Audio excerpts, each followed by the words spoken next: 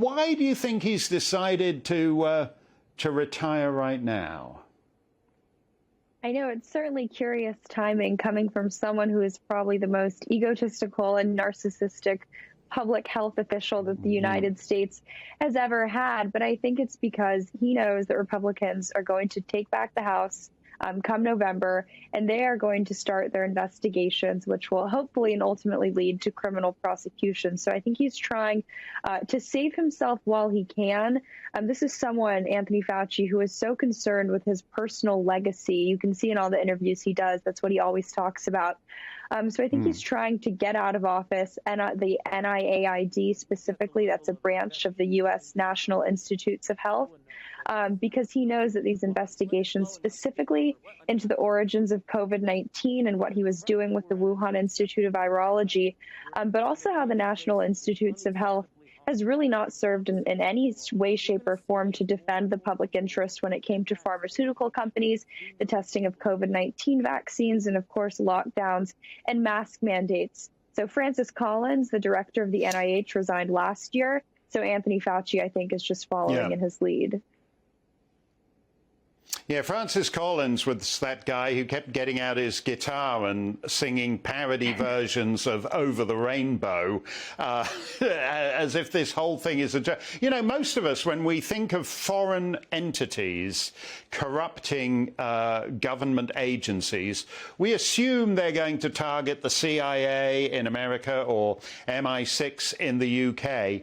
But the revelations of the last 2 years suggests that the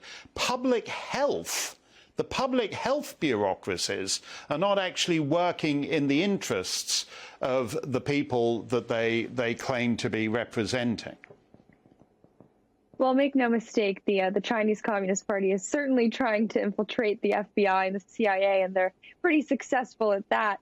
But I think that COVID-19 is a perfect example of how scientific research, public health, whatever you want to call it, has ramifications that impact not just national security, but the economy of the world writ large, right? COVID-19, you could describe it as a bioweapon, biological pathogen, specifically gain-of-function research, lays the groundwork for these large-scale bioterror attacks, of which we know the Chinese Communist Party is keen on conducting, not just against their own people, but really the entire world. And I think it shows that naivete, which some people might call it that, but I also think it shows the actual malice coming from the United States scientific community, epitomized by the likes of Anthony Fauci and people like Francis Collins, who are very keen on giving U.S. taxpayer dollars to Chinese Communist Party-controlled labs to do research that shouldn't be conducted in the first place, but let alone in the hands of the, I would say, largest existential threat to the West and the way of life that we cherish, which is, of course, the Chinese Communist Party.